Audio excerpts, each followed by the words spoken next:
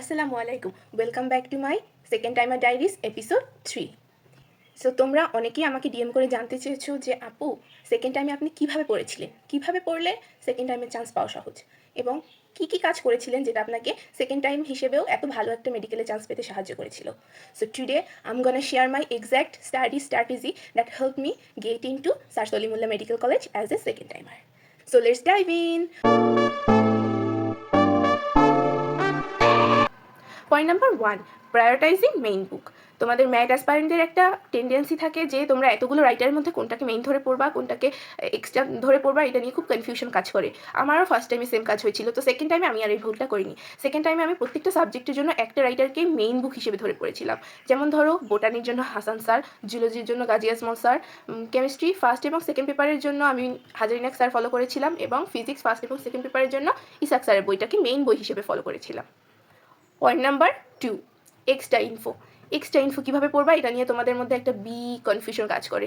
কোন কোন ইনফোগুলো পড়তে হবে, কীভাবে পড়তে হবে, এতগুলো রাইটার কীভাবে পড়বা। সো আমার কথা শোনো, ফার্স্টে তোমরা মেইন বুক থেকে একটা চ্যাপ্টার ভালোভাবে কমপ্লিট করলা, যেটাকে তোমরা মেইন রাইটার হিসেবে ধরেছো।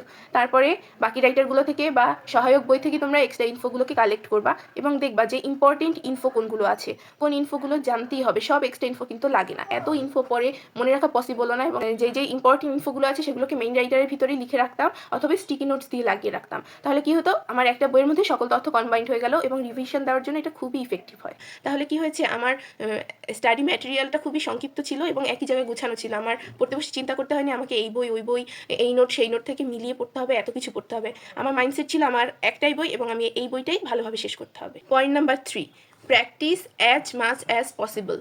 সো ফার্স্ট টাইমে আমি যে পরিমাণ প্র্যাকটিস করেছিলাম, সেকেন্ড টাইমে তার থেকে 10 টাইমস বেশি প্র্যাকটিস করেছিলাম।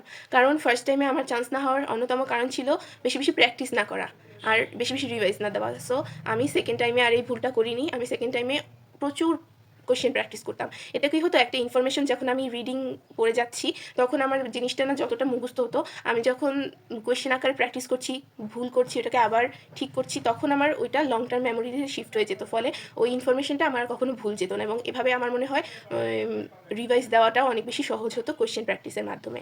So you should practise as much question as possible. এই জন্য আমি প্রচুর কোয়েশ্চেন সলভ করতাম, এবং তোমাদের যত বেশি পসিবল, সেকেন্ড টাইমে যেহেতু টাইম আছে, যত বেশি কোয়েশ্চেন সলভ করা পসিবল তোমরা অত বেশি কোয়েশ্চেনই সলভ করো। ইনফ্যাক্ট আমি যে রিভিশন দিতাম সেটাও আমি কোয়েশ্চেন প্যাটার্নে রিভিশন দিতাম। It's actually revision technique called active recall, যেটা নিয়ে আমি পরে একটা ডিটেল ভিডিও বানাবো। Point number 4, exam and exam. বেশি বেশি এক্সাম দিলে কি হয়, এক্সাম হলে টাইম ম্যানেজমেন্ট করা, স্ট্রেস ম্যানেজমেন্ট করা ইজি হয়। ফার্স্ট টাইমে চান্স না হওয়ার অন্যতম কারণ ছিল এক্সাম হলে গিয়ে নার্ভাস হয়ে আমি পারা জিনিসও ভুল করে ফেলছিলাম। সো সেকেন্ড টাইমে আমি প্রচুর এক্সাম দিয়েছি, অনলাইনে হোক অফলাইনে হোক, বিভিন্ন প্ল্যাটফর্মে আমি প্রচুর এক্সাম দিতাম, এবং এক্সামকে কখনোই স্কিপ করতাম না। আমার প্রিপারেশন ভালো থাকুক বা খারাপ থাকুক, আমি সবসময় অনেক এক্সাম দিয়েছি।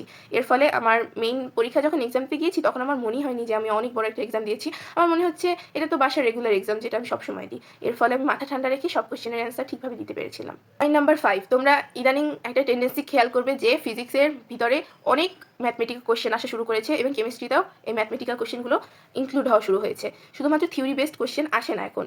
সো আমি সেকেন্ড টাইমে যেটা করেছিলাম, আমি এই যে ফিজিক্স আর কেমিস্ট্রির যে ছোটো ছোটো ম্যাথমেটিক্যাল ক্যালকুলেশনগুলো হয় সেটাকে আমি হাতে ক্যালকুলেট করতাম এবং প্র্যাকটিস করতাম। তাহলে কি হয়, যেহেতু মেডিকেলের ক্যালকুলেটর ব্যবহারের কোনো সুযোগ নেই, তোমাকে হ্যান্ড ক্যালকুলেশন করতে হবে। ছোটো ছোটো ম্যাথমেটিক্যাল প্রবলেমগুলোকে যদি তুমি প্র্যাকটিস করো, তাহলে সিলি মিস্টেক হওয়া কিংবা ইউনিট কনভার্টের সময় মিস্টেক হওয়া, এইসব ছোটো ছোটো মিস্টেককে খুব সহজেই এড়ানো সম্ভব। The last tips I want give you guys is consistency.